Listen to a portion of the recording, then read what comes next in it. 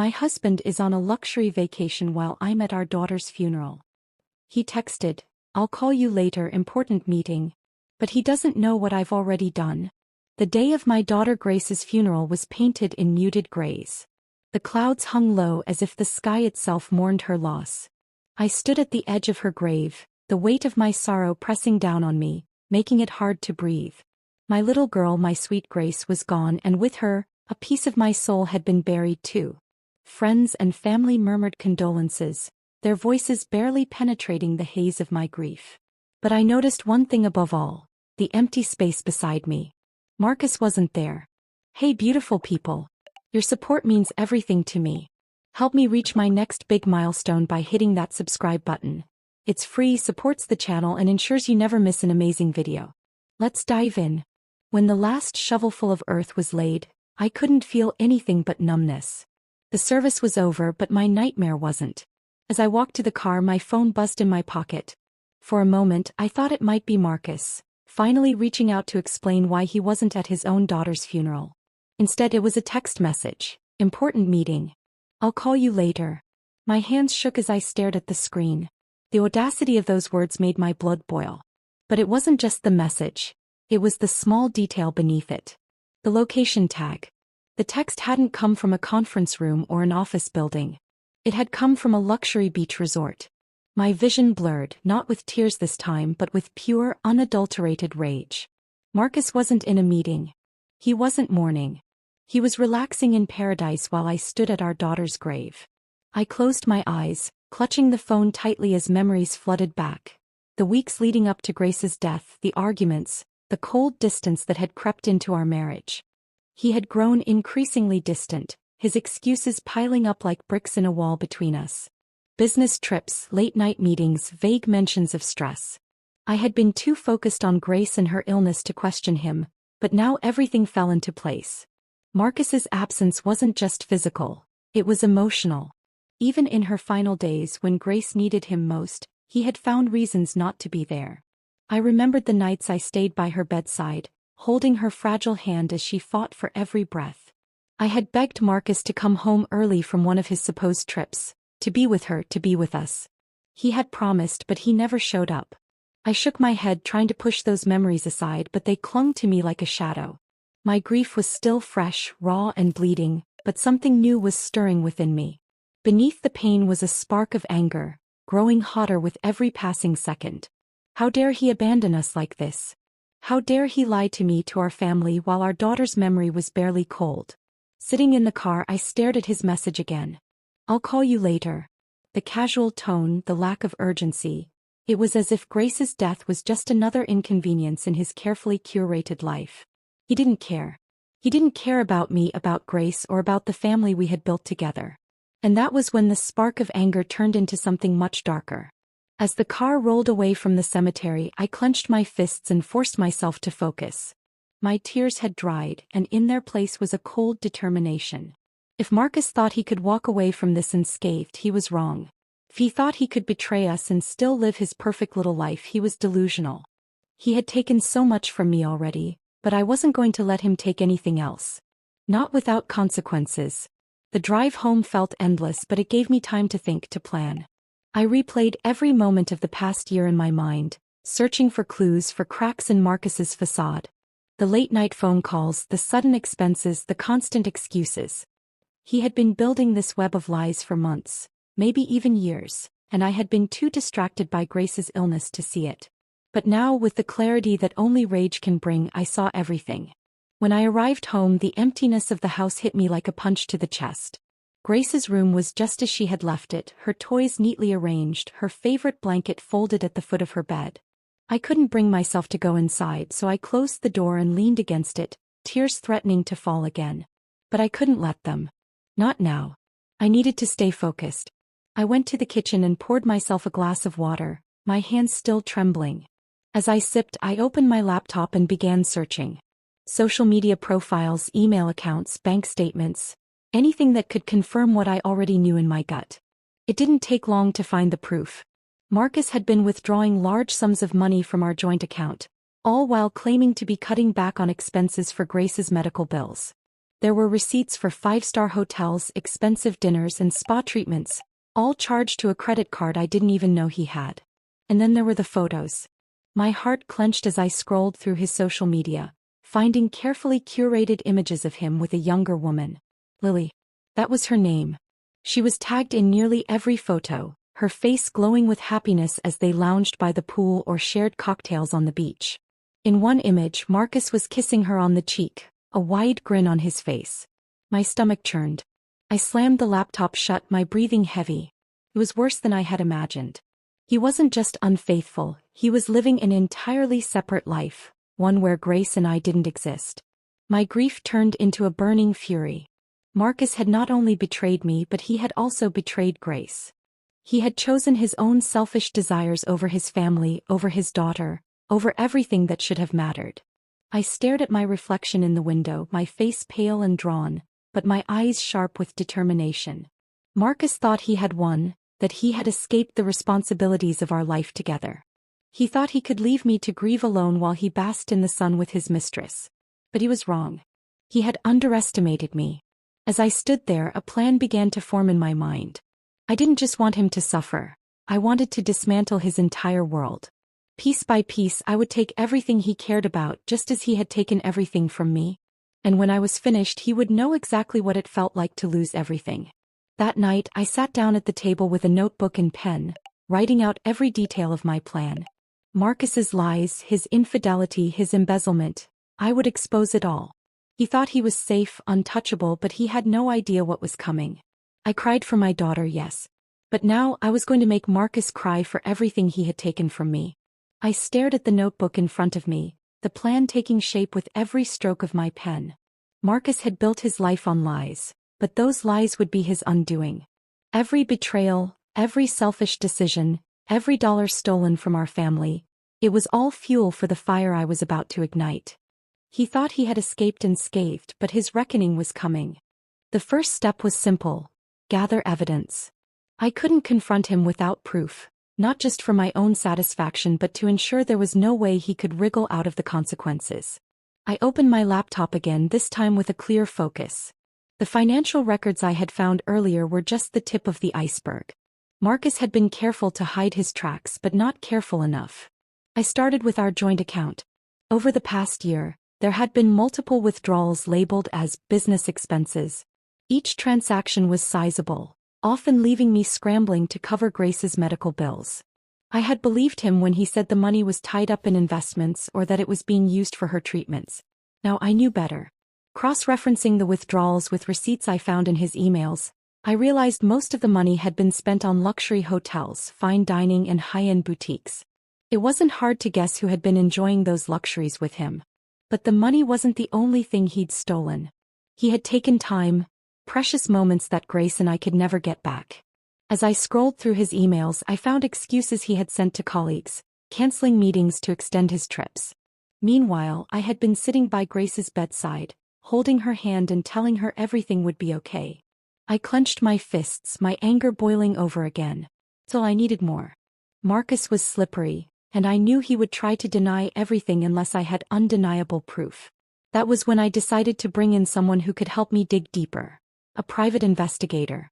I had never done anything like this before, but desperation and determination made me bold. I found a local investigator online, a woman named Eleanor, who had glowing reviews for her discretion and thoroughness. When I called her, I kept my voice steady, though my heart pounded in my chest. I need help uncovering my husband's secrets, I said, my words clipped and direct. Eleanor didn't ask unnecessary questions. She simply assured me she would find what I needed and set up a meeting. The next morning I met Eleanor in a quiet cafe. She was sharp-eyed and professional, with a calm demeanor that immediately put me at ease. As I laid out what I already knew, his affair, the financial discrepancies, his absence at Grace's funeral, her expression remained neutral, but I could tell she understood the gravity of the situation. I'll dig into his financials, track his movements, and see if there's anything else he's hiding, Eleanor said, jotting notes in a small leather notebook. It might take a few days, but I'll get you what you need. Thank you, I said, my voice soft but resolute. I want to make sure he pays for everything he's done. Over the next few days, Eleanor kept me updated on her progress. Each phone call brought a new revelation, each one more damning than the last. Marcus wasn't just spending our money on vacations and gifts for Lily. He had been embezzling from his own company. According to Eleanor's findings, he had been siphoning funds from his business accounts, covering his tracks with false invoices and fake vendors. It was a house of cards waiting to collapse, and I intended to be the one to push it over. But it wasn't just the financial betrayal that cut deep. Eleanor also uncovered emails between Marcus and Lily, discussing their plans to move abroad together. He had been setting the stage to leave me entirely, abandoning the life we had built and starting fresh with her. One email in particular made my blood run cold. In it, Marcus had written, "Once everything is finalized, we'll never have to look back. She'll never see it coming." He meant me. I sat in my kitchen that night, staring at the email printout in my hands. The audacity, the cruelty, it was almost too much to comprehend. Marcus hadn't just betrayed me. He had plotted to erase me from his life entirely. But if he thought I would sit back and let him win, he was sorely mistaken. With Eleanor's findings in hand, I began the next phase of my plan, building the trap. I needed to make Marcus believe he was in control, that his lies were still working. I couldn't confront him yet, not until the timing was perfect. So I sent him a carefully worded text. "I've been thinking about us. I know we've been distant, but I want to talk. Can we meet at the vacation home next weekend? I think we need some time to reconnect." I stared at the screen, waiting for his reply. It didn't take long. "Of course. I'll be there," he wrote, his tone casual as if nothing had happened. The irony wasn't lost on me. He thought he was manipulating me, stringing me along while he pursued his selfish desires. But the truth was, I was the one pulling the strings now. In the days leading up to our meeting, I worked tirelessly to ensure everything was in place. I gathered every piece of evidence Eleanor had uncovered, bank statements, emails, photos, and organized them into a folder. I also contacted an attorney, someone who could advise me on my legal options once I confronted Marcus. But I wasn't just thinking about legal consequences. I wanted Marcus to feel the weight of his actions, to understand the pain he had caused. That was why I prepared something extra, a video montage of Grace. Her laughter, her smiles, the moments we had shared as a family before everything fell apart. I wanted him to see what he had thrown away. The night before our meeting, I sat alone in the living room, staring at a photo of Grace on the mantel. Her bright eyes and mischievous smile seemed to mock me, reminding me of everything I had lost. But as the tears threatened to spill again, I straightened my back and took a deep breath. This wasn't just about revenge, it was about justice. For Grace. For me. Marcus had taken so much from us, but now it was my turn to take something from him. And when I was finished, he would know exactly what it felt like to lose everything. The drive to the vacation home felt surreal, like walking into the mouth of a storm I had meticulously crafted. The ocean stretched endlessly to my right, its rhythmic waves a stark contrast to the tempest brewing inside me. When I arrived, the house felt different. Too quiet, too perfect, as though it was holding its breath for what was about to unfold. I parked the car, stepped out, and inhaled deeply. This place had once been a sanctuary for our family, a retreat filled with Grace's laughter and the warmth of togetherness. Now it felt like a stage for retribution, a battleground where the truth would finally destroy the facade Marcus had built. Inside, I moved with purpose. The folder of evidence Eleanor had compiled was heavy in my hands, not just in weight but in meaning. I opened it on the dining table, spreading out the incriminating documents like pieces of a puzzle. Bank statements, emails, and photos of Marcus with Lily. Each one was a dagger aimed at the heart of his lies. I had also brought something personal, something that would pierce deeper than any financial or legal evidence. It was a video montage of Grace. I connected my laptop to the television and queued it up, pausing on the first frame, Grace beaming at the camera, her eyes full of life. Marcus would see it and he would feel the depth of what he had lost, not just his daughter but his soul. When everything was in place, I sat down at the kitchen island and poured myself a glass of water.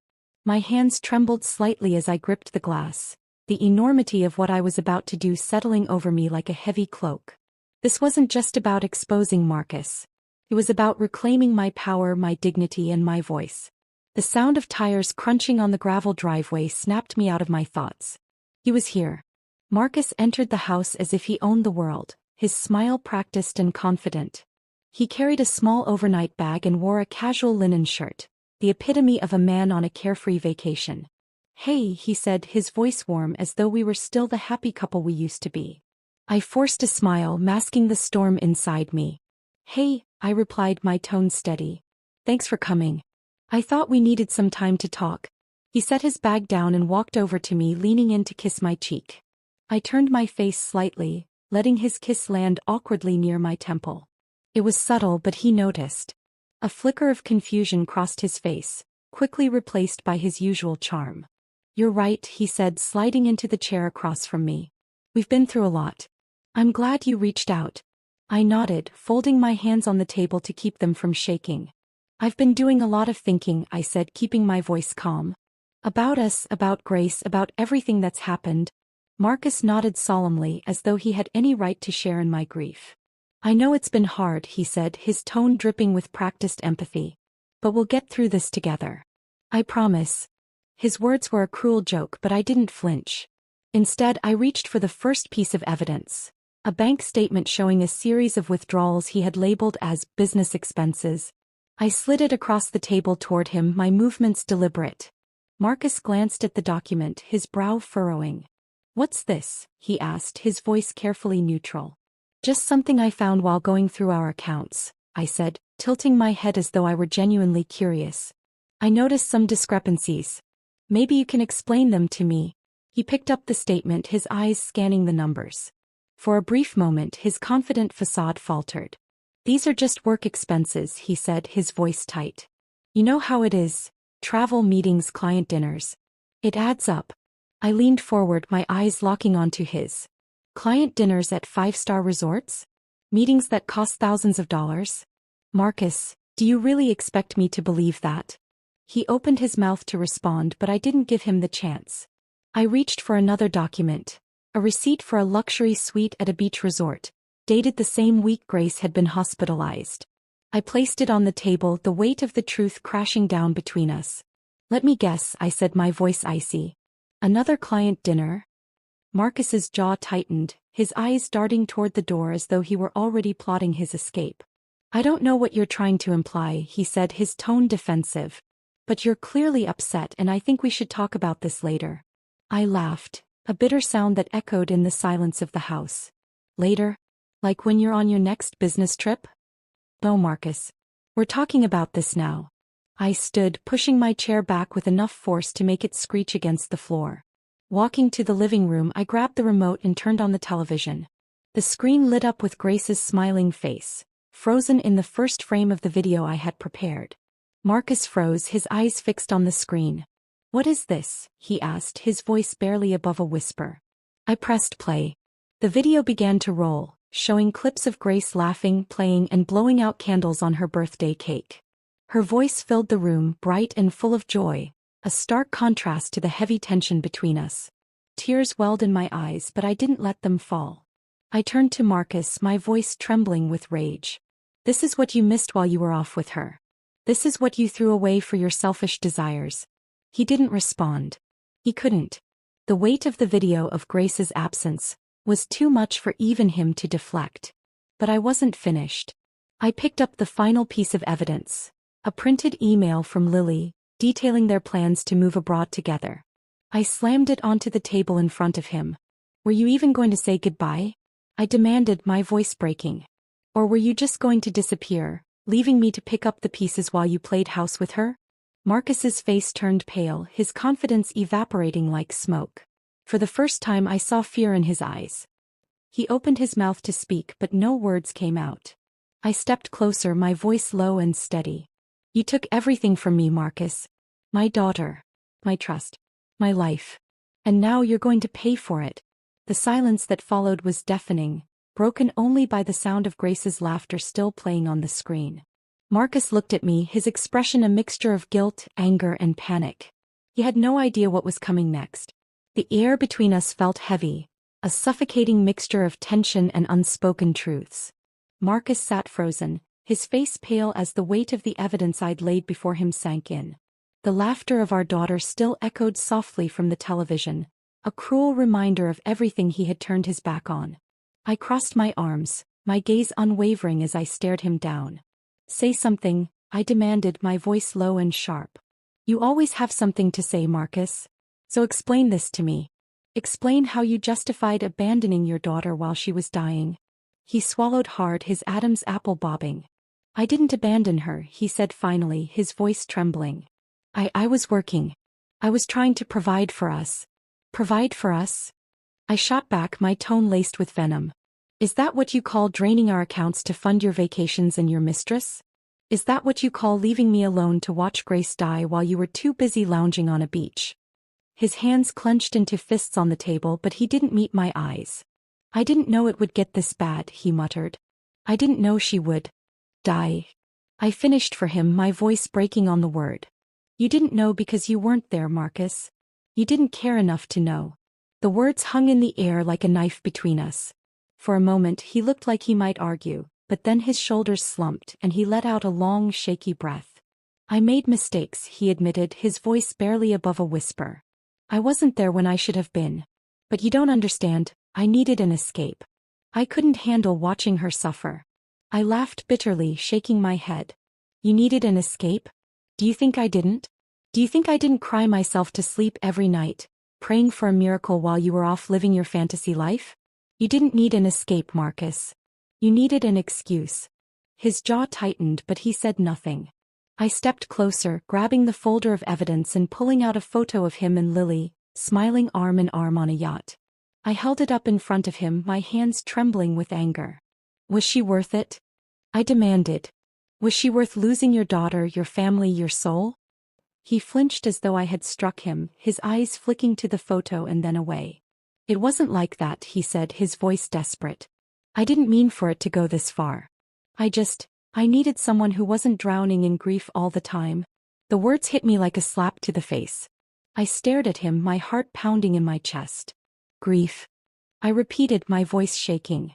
You think I wanted to be drowning in grief? You think I chose this? You're the one who left, Marcus. You're the one who abandoned us. He opened his mouth to respond, but I cut him off, slamming the folder onto the table. Save it, I snapped. I don't care about your excuses. Because while you were busy playing house with her, I was busy making sure you'll never get away with it. His eyes widened, the first glimmer of real fear flashing across his face. What do you mean? He asked, his voice unsteady. I smiled coldly, reaching into my bag and pulling out a stack of documents. These, I said, dropping them onto the table in front of him, are copies of every fraudulent transaction you made. Every dollar you embezzled from your company. Every cent you stole from us. His hands trembled as he picked up the documents, his eyes scanning the pages. How did you get this? He asked, his voice barely above a whisper. Does it matter? I replied, my tone icy. What matters is that the authorities have them too. I reported you, Marcus. They're probably already building a case. His face went pale, his breathing quickening. You can't do that, he stammered. Do you know what will happen to me? I'll lose everything. You mean like I lost everything? I shot back, my voice rising. Like Grace lost everything because you were too selfish to be there for her? Yes, Marcus. I know exactly what will happen. And I don't care. He stood abruptly, pacing the room as he ran his hands through his hair. You don't understand, he said, his voice frantic. If this gets out, I'll go to prison. My reputation will be ruined. Good, I said simply, crossing my arms. You deserve it. He turned to face me, his expression a mix of anger and desperation. You're just doing this to hurt me, he accused. You're not thinking about the consequences. I stepped closer, my eyes blazing with fury. The consequences? I repeated. You think I'm not thinking about the consequences? Marcus, I have thought about nothing else. Every sleepless night, every tear I've shed, every moment I've spent planning this, I've thought about the consequences. And I'm ready to face them. Are you? He stared at me, his mouth opening and closing as he struggled to find a response. For the first time he looked truly defeated, the weight of his actions crashing down on him like a tidal wave. But I wasn't finished. I turned back to the television, pausing the video of Grace on her birthday. Look at her, I said, my voice trembling. Look at what you missed. Look at what you threw away. He turned slowly, his eyes locking onto the screen. His shoulders sagged and for a moment I thought I saw tears welling in his eyes.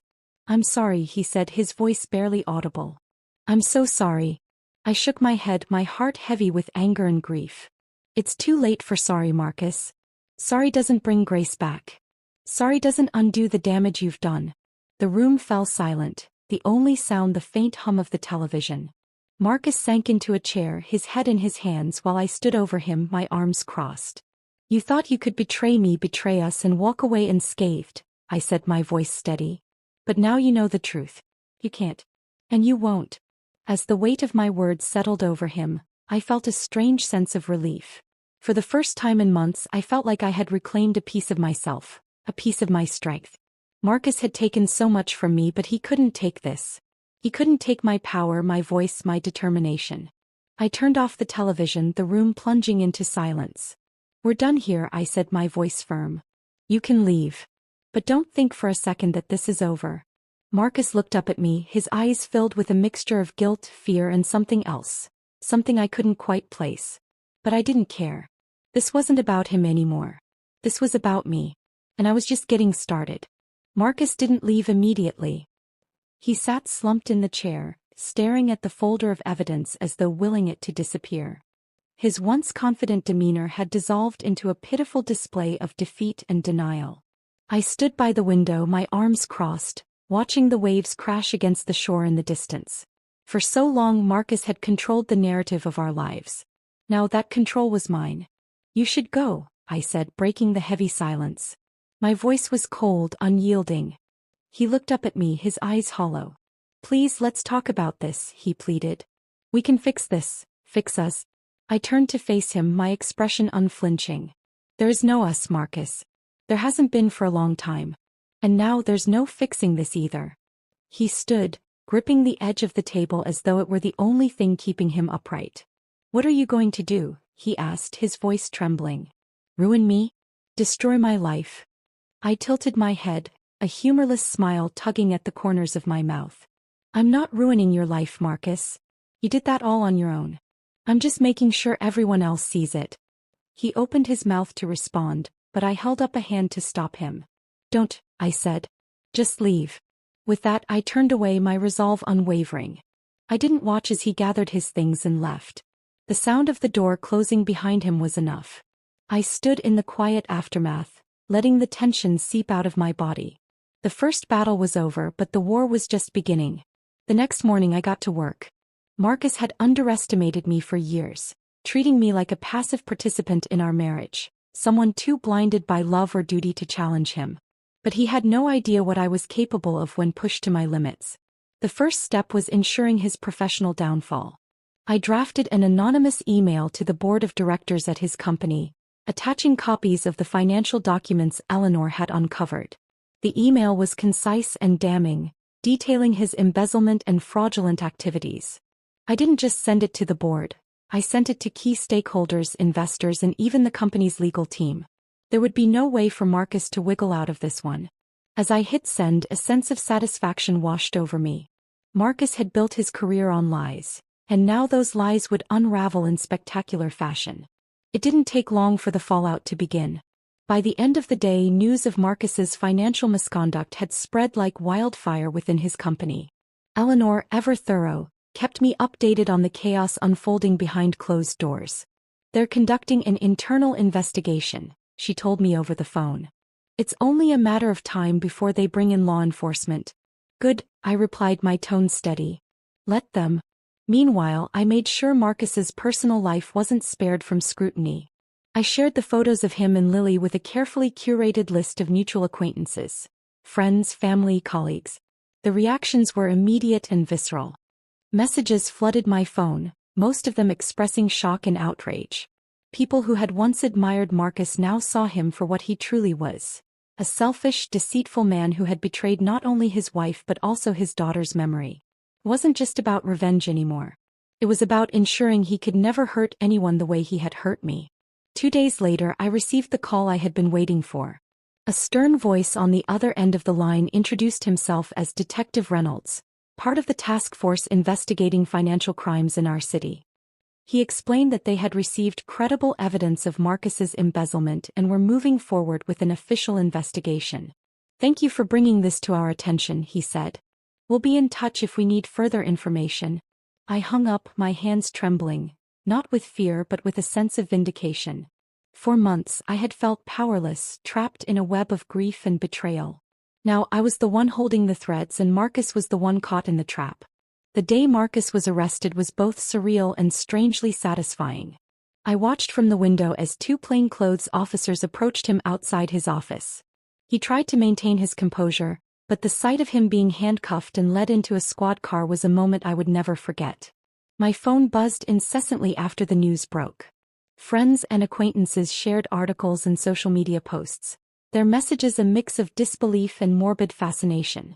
Marcus's name was plastered across headlines: prominent executive arrested for embezzlement, businessman's double life exposed in shocking scandal. I didn't respond to any of the messages. Instead, I sat in my living room sipping tea and scrolling through the coverage. The photos accompanying the articles were unflattering. Marcus being led away in handcuffs, his face pale and drawn. It was poetic justice. A week later, Marcus called me from jail. I stared at the phone as it rang, his name flashing on the screen. For a moment, I considered answering just to hear the desperation in his voice. But then I remembered Grace's laughter, the nights I had spent alone in the hospital, the cold emptiness of her funeral. I let the call go to voicemail. He called again the next day and the day after that. Each time I ignored him. I didn't need to hear his excuses or his pleas. I had given him enough chances, enough forgiveness. Now it was his turn to face the consequences. The media storm continued to rage and I watched it all unfold from the safety of my home. Reporters camped outside Marcus's former office, eager for statements from his colleagues. Tabloids speculated about his relationship with Lily, painting her as a gold-digging accomplice. For the first time in months, I felt a sense of control over my life. Marcus had tried to take everything from me, but he had underestimated my strength, my resilience. I wasn't just surviving, I was thriving. As the weeks passed, I began to rebuild. I sold the vacation home, the place that had once been a symbol of our family but had become tainted by Marcus's betrayal. I donated the proceeds to a charity supporting children with terminal illnesses, a tribute to Grace's memory. Every decision I made, every step I took was a reminder that I was more than the pain Marcus had caused me. I was a mother, a survivor, a woman who had reclaimed her power. And Marcus? He was just a man who had lost everything. The silence in my house was different now. It wasn't the suffocating stillness that had haunted me after Grace's death or the heavy quiet that Marcus's betrayal had left behind. This silence was lighter, almost peaceful, as though the house itself was finally able to breathe again. Marcus was gone, his life in ruins, and I had made sure he could no longer manipulate or hurt anyone. The headlines about his trial had begun to fade, replaced by fresher scandals and fleeting news cycles. But for me, the echoes of his downfall remained, lingering like the scent of rain after a storm. I sat on the couch, staring at the flickering flames in the fireplace. The warmth should have been comforting, but a strange hollowness lingered in my chest. I had done what I needed to do, what I knew was right. Marcus deserved every consequence, every ounce of the public humiliation and legal retribution he faced. And yet I couldn't ignore the faint ache that whispered in the back of my mind. It wasn't regret. No, I didn't regret exposing him, dismantling the empire of lies he'd built on the foundation of our broken family. It was something else. A quiet realization that revenge, as necessary as it had been, couldn't mend everything. It couldn't bring Grace back or erase the scars Marcus had left on my heart. Justice had been served, but justice wasn't the same as healing. I let out a deep breath, running my fingers along the edge of the coffee table. A framed photo of Grace sat there, her smile radiant as ever. I picked it up, tracing the curve of her cheek with my thumb. "I hope I made you proud," I whispered, my voice barely audible. In that moment, I made a decision. It was time to move forward, not just for me but for Grace. She had been my light, my reason for fighting through every storm. I couldn't let her memory be tied to the pain Marcus had caused. I needed to create something beautiful from the ashes of our past. The next few weeks were a whirlwind of change. I started by packing up the family home, boxing up memories that carried both joy and sorrow. It wasn't an easy process. Every room held fragments of a life that no longer existed. The laughter that had once filled the living room, the faint scent of Grace's favorite lavender shampoo in the bathroom, the small handprints she had left on the windows. But as painful as it was, it also felt liberating. Each box I sealed was a step closer to reclaiming my life, to shedding the weight of a house that had become more of a prison than a sanctuary. I reached out to a realtor listing the house for sale. When the for sale sign went up on the front lawn, I felt a strange mix of emotions. Sadness for what I was leaving behind, but also hope for what lay ahead. Moving to a smaller, quieter apartment brought its own challenges, but it also offered a fresh start. The space was modest but warm, with sunlight streaming through the windows and a cozy nook by the bay window where I could sit with a cup of tea and read.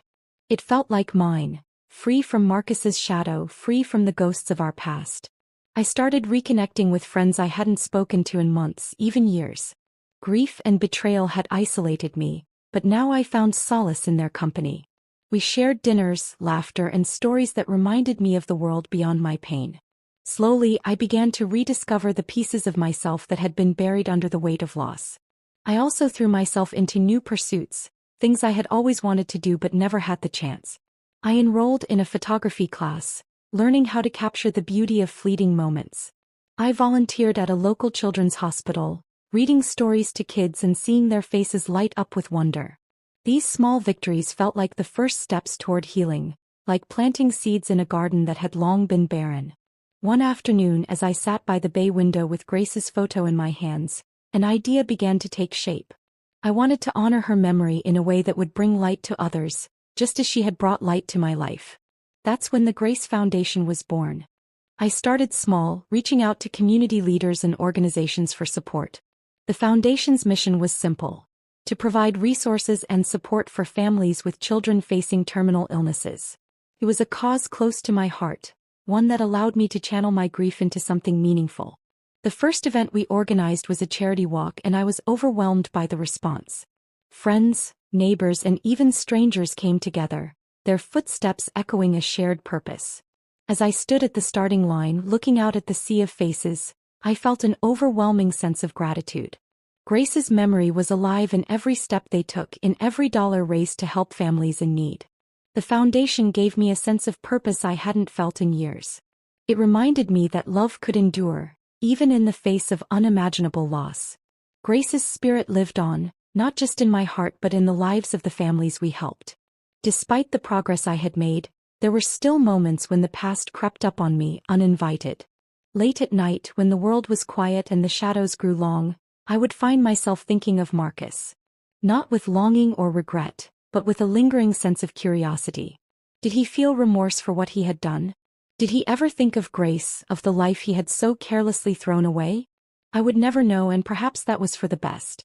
Marcus's chapter in my life was closed, sealed shut by the choices he had made. My story was mine to write now, and I wasn't going to let his mistakes define it. One evening, as I sat on the couch flipping through an old photo album, I came across a picture of Grace and me at the beach.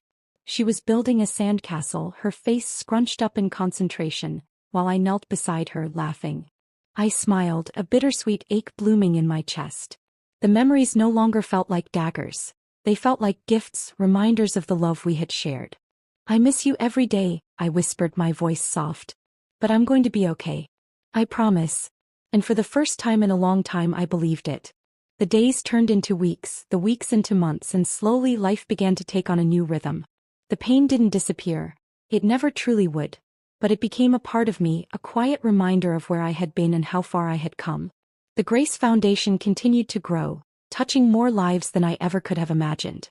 Every success, every family we helped, felt like a small victory for Grace's legacy.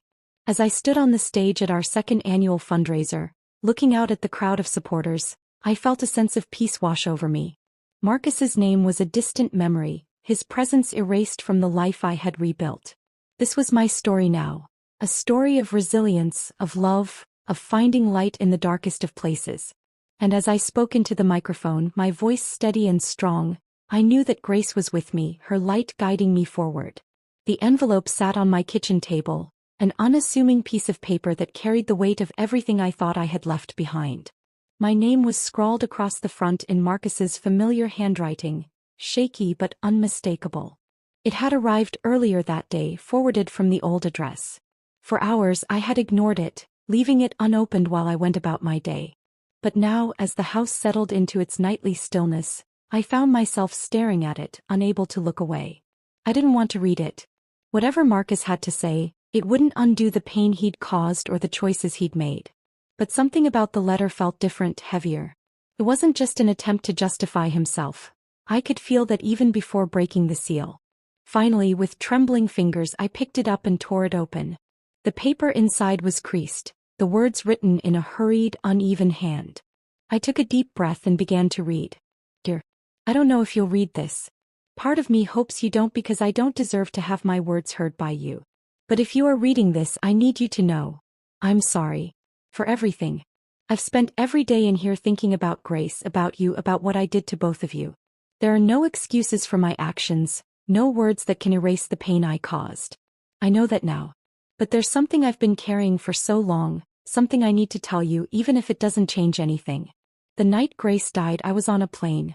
You probably remember. One of my so-called business trips. But what you don't know is that I wasn't just running away from my responsibilities.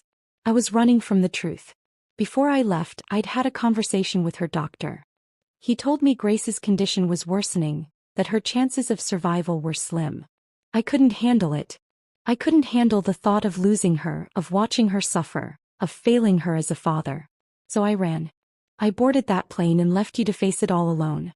But there's something else. I found out weeks later, after it was too late, that there had been an experimental treatment available. It wasn't a guarantee, but it could have been a chance. I didn't tell you because I didn't want you to have false hope. But now I realize the truth. I didn't tell you because I was afraid. Afraid of hope. Afraid of losing her even after trying everything. I failed Grace. I failed you. And I will live with that for the rest of my life. I don't expect forgiveness. I don't even expect a response. But I needed to tell you this. I needed you to know the truth. Yours, Marcus. The letter slipped from my hands and fluttered to the table. For a moment I couldn't breathe. My chest felt tight, my heart pounding in my ears. The words on the page blurred as tears filled my eyes, spilling over before I could stop them. An experimental treatment. A chance, however slim, that Grace could have survived. And Marcus had kept it from me. I felt like the ground had been ripped out from under me. My grief for Grace, which I thought I had learned to live with, surged back with a vengeance. All this time, I had believed I'd done everything I could for her, that I had fought with everything I had. But now I wasn't so sure. For hours I sat in silence, the letter a constant presence on the table in front of me. My emotions were a tangled mess: rage, sorrow, guilt, even pity. Marcus's words had reopened wounds I thought had healed, forcing me to confront questions I didn't want to ask. Had I failed Grace? Could I have done more if I'd known about the treatment? And what about Marcus? Did his confession change anything about the man he had become? I wanted to hate him. I wanted to throw the letter into the fire and let it burn, along with every memory of him. But as much as I wanted to, I couldn't. His words, his guilt, they were real. For the first time I saw Marcus not as the villain I had painted him to be, but as a deeply flawed, broken man who had made terrible choices out of fear and weakness. That realization didn't excuse him. It didn't erase the pain he had caused or the lives he had destroyed. But it made him human. And that made my feelings all the more complicated. The next morning I went for a walk, hoping the crisp air and the sound of birdsong would help clear my mind. The letter was still fresh in my thoughts, its words echoing with every step I took. By the time I returned home I had made a decision. I wasn't going to write back. There was nothing I could say that would bring Grace back or change the past. But I wasn't going to ignore the letter either. I needed to confront it, to face the truth it held, even if it meant reopening old wounds. That evening I sat down with my journal, the one I had started after Grace's death but had abandoned in the chaos of Marcus's downfall. I wrote down everything I was feeling, every thought and memory the letter had stirred. I wrote about Grace, about her laughter and her strength, about the love that had filled our lives even in the darkest moments. And I wrote about Marcus. I wrote about his betrayal, his weakness, and the pain he had caused. But I also wrote about his confession, about the weight of his guilt and the humanity it revealed. By the time I finished, the pages were filled with raw, unfiltered emotions. I closed the journal and sat back, feeling a strange sense of release. For the first time, I wasn't holding it all inside. I was letting it out, letting it go. In the weeks that followed, I continued to reflect on the letter and what it meant for my journey forward. I didn't forgive Marcus, not entirely. But I also didn't let his actions define me. The choices he had made were his burden to bear, not mine. Instead, I focused on Grace, on the light she had brought into my life and the love that would never fade. I channeled my energy into the Grace Foundation, ensuring that other families would have the resources and support they needed to fight for their children. And slowly I began to heal. Not just from Marcus's betrayal, but from the lingering guilt and grief that had weighed me down for so long. The past would always be a part of me, but it no longer controlled me. One evening, as I sat by the bay window with a cup of tea, I looked out at the setting sun and felt a sense of peace I hadn't known in years.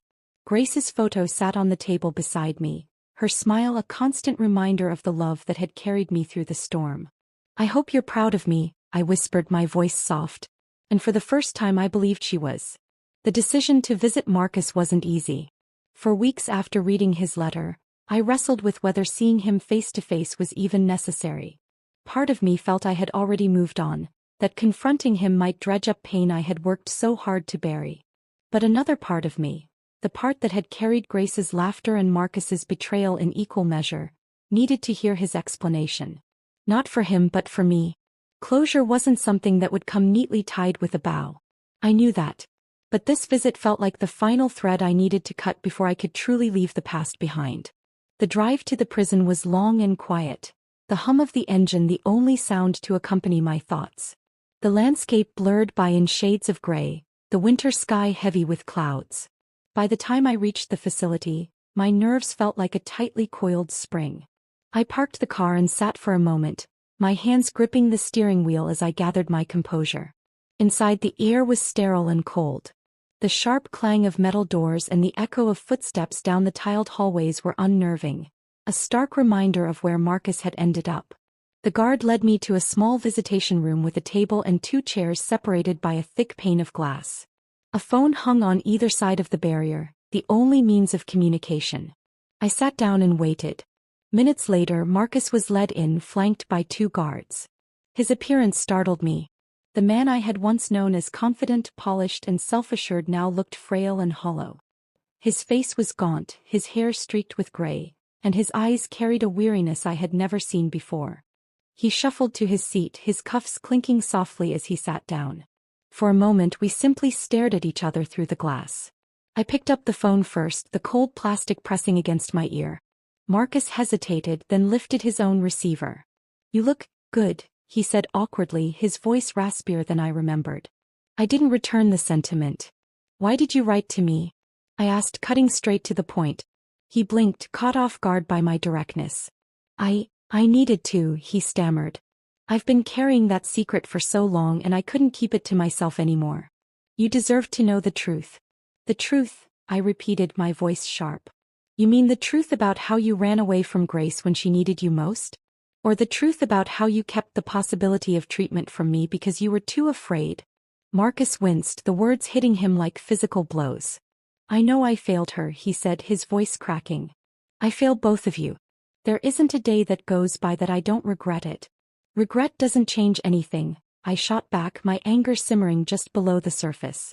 "It doesn't bring her back. It doesn't undo the choices you made. So why now? Why confess after all this time?" His hands tightened around the receiver, his knuckles white. "Because I can't carry it anymore," he admitted.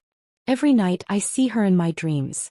Her smile, her laugh, and then the look on your face when you realized I wasn't there. It haunts me." Narrator's name. "It's my punishment and I deserve it." I studied him through the glass, searching for any sign of manipulation, any trace of the man who had once lied so easily. But all I saw was a broken shell, someone crushed under the weight of his own guilt. And for the first time I realized I wasn't angry anymore. I wasn't sad either. I just felt nothing. "I came here because I needed to hear it from you," I said finally. "I needed to know if you truly understood the damage you caused. And now I do." He looked up, his eyes meeting mine with a mixture of hope and despair. "Does that mean you forgive me?" The question hung in the air, heavy and unresolved. I thought about Grace, about the love she had brought into our lives, and about the pain Marcus had inflicted. Forgiveness was such a simple word, but it carried so much weight. I don't know if I can ever forgive you, I said honestly. But I can let go. I can move forward. And that's enough for me. His shoulders slumped, as though the words had both relieved and defeated him. I understand, he said quietly. And I'm sorry. For everything. I nodded, a small, almost imperceptible gesture. Goodbye, Marcus. I stood, placing the receiver back on its cradle. Marcus watched me through the glass, his expression unreadable as I turned and walked away. I didn't look back. The drive home felt lighter, as though a weight I hadn't even realized I was carrying had been lifted. The gray skies seemed brighter, the road ahead clearer. Marcus's confession hadn't changed the past, but it had given me the clarity I needed to move beyond it. That evening, I sat by the bay window with a journal in my lap, writing down everything I had experienced at the prison. The anger, the sadness, the strange sense of closure. It all spilled onto the page, raw and unfiltered. When I finished, I closed the journal and placed it on the table beside Grace's photo. I did it, I whispered, looking at her smiling face. I finally let him go. The room was quiet, save for the soft hum of the heater. But in that silence I felt Grace's presence, her warmth filling the space around me. And for the first time in years I felt truly free. The next morning I woke up with a sense of peace I hadn't felt in a long time. The memories of Marcus's betrayal and Grace's loss were still there, but they no longer consumed me. They were a part of my story, yes, but they didn't define it. I poured myself a cup of coffee and sat by the window, watching the sunlight dance across the floor. The world felt new, full of possibilities I hadn't dared to dream of before. I didn't know what the future held, but I knew one thing for certain. I was ready to face it, one step at a time. The days following my visit to Marcus felt like stepping into a new world. One where the ghosts of the past no longer had the power to hold me back. For years, my life had been defined by grief, betrayal, and the weight of unanswered questions. But now, for the first time, I felt truly unburdened. The confrontation had been my final act of closure, and as I walked away from that prison, I knew I had left more than just Marcus behind. I had left behind the guilt, the anger, and the what-ifs that had haunted me for so long. Back at home, I decided it was time to create a physical representation of my emotional shift. I spent a weekend organizing every corner of my apartment, sorting through boxes that had remained unopened since my move. It was a therapeutic process, one that allowed me to confront the pieces of my past I had been avoiding. I started with Grace's belongings. Her toys, her clothes, her books. Each item was a bittersweet reminder of the joy she had brought into my life. I took my time holding each piece and letting the memories wash over me. There was no rush, no need to push through the emotions. When I was ready, I carefully packed some of her things to donate, knowing they could bring comfort to another child. Other items, like her favorite stuffed bunny and the drawings she had made for me, I kept, placing them in a memory box I could revisit whenever I needed to feel close to her. As I worked, I felt a sense of lightness begin to settle over me. My apartment no longer felt like a temporary refuge but a true home. A space where I could nurture new beginnings while honoring the past. With my physical space in order, I turned my attention to the future. The Grace Foundation had grown steadily over the past year, and I knew it was time to take the next step. Inspired by the letters and emails I had received from families we had helped, I began planning a new initiative. A mentorship program for parents navigating the challenges of caring for children with terminal illnesses. The idea filled me with a renewed sense of purpose. I reached out to volunteers, healthcare professionals, and community leaders, building a network of support that would allow the program to thrive. The work was challenging but deeply rewarding, each small success a reminder of why I had started the foundation in the first place. Grace's memory wasn't just alive, it was making a difference in the lives of so many. Outside of my work with the foundation, I began exploring other passions I had put on hold for too long. Photography, which had once been a hobby, became a source of creative fulfillment. I started taking my camera on long walks, capturing the beauty of everyday moments. The golden light of sunset filtering through trees, the laughter of children playing in the park, the intricate details of a flower in bloom. Each photo felt like a celebration of life, a way of seeing the world through Grace's eyes. One of my favorite projects was creating a photo journal dedicated to her memory. I filled it with images that reminded me of her: soft pastel skies, butterflies dancing among wildflowers, and the sparkle of sunlight on water. It was a quiet, personal tribute, one that brought me comfort and joy. As I opened myself to new experiences, I found that people began to re-enter my life in unexpected ways. Old friends who had drifted away during my darkest days reached out, their presence a reminder of the connections I had once cherished. New friendships blossomed as well, born from shared interests and a mutual desire to build something meaningful. One evening, I attended a community art event hosted by a local gallery. It was a small gathering, intimate and welcoming, with people mingling over wine and discussing the pieces on display. I brought a few of my own photographs to share, unsure of how they would be received. To my surprise, the response was overwhelmingly positive. Strangers approached me with kind words and genuine interest, their encouragement sparking a confidence I hadn't felt in years. Among the attendees was a woman named Clara, an artist who specialized in mixed media. We struck up a conversation that quickly turned into a friendship, bonded by our shared love of creativity and a mutual understanding of loss. Clara had lost her partner to cancer several years earlier, and her art reflected her journey of healing. Through her, I found not only inspiration but also a kindred spirit, someone who understood the complexities of grief and the resilience it took to rebuild. As the months passed, I began to rediscover the simple joys of life. I allowed myself to laugh again, to savor moments of happiness without the guilt that had once overshadowed them. Whether it was sharing a meal with friends, dancing in the kitchen to Grace's favorite songs, or watching a sunrise with a cup of tea in hand, I embraced each moment as a gift. One particularly beautiful day, I took a drive to the beach, a place that had always held a special significance for Grace and me. Standing at the edge of the water, the waves lapping gently at my feet, I felt an overwhelming sense of peace. The sky stretched endlessly above me, the horizon a reminder of the infinite possibilities that lay ahead. I closed my eyes and imagined Grace beside me, her laughter mingling with the sound of the surf. "Thank you," I whispered, the words carried away by the breeze. "For everything."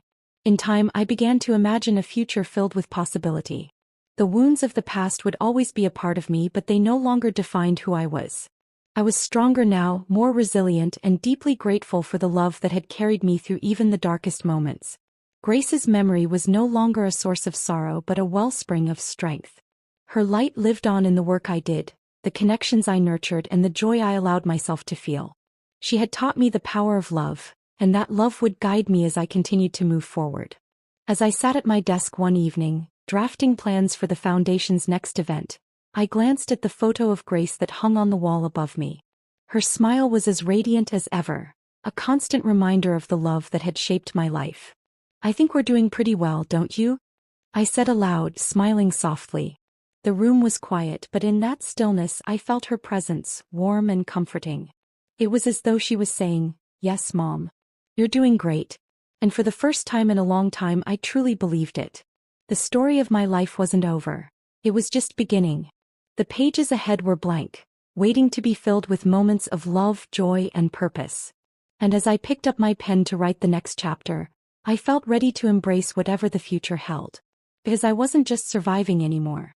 I was living. The idea to expand the Grace Foundation had been brewing in my mind for months. But it wasn't until that quiet evening by the bay window, Grace's photo smiling down at me, that I truly committed to it. What had started as a local initiative to support a handful of families had grown into something much larger than I'd ever imagined.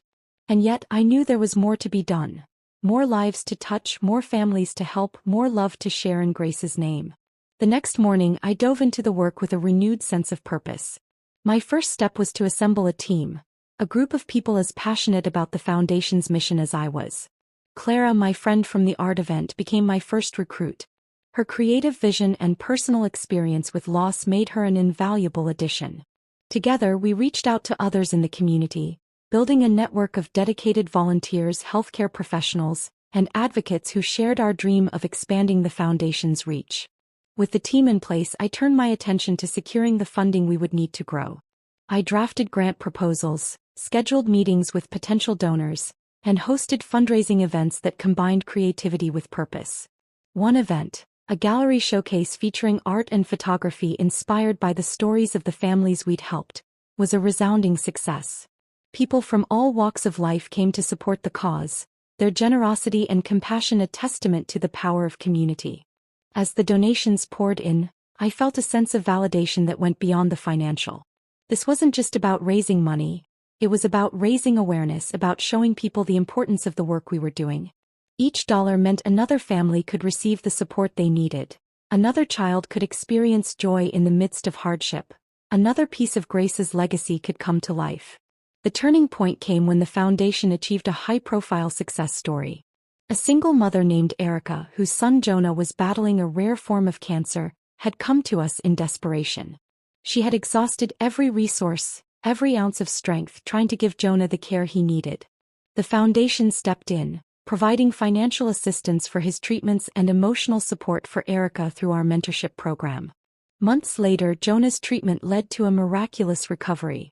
His story was picked up by a local news station and soon it spread like wildfire.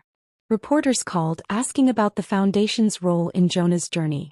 Invitations to speak at events and conferences flooded my inbox. Overnight, the Grace Foundation became a symbol of hope and resilience, its name synonymous with the kind of love and compassion Grace had embodied. The recognition brought new opportunities. Corporations offered sponsorships, prominent figures reached out to collaborate, and organizations across the country expressed interest in partnering with us. It was overwhelming, but it was also exhilarating.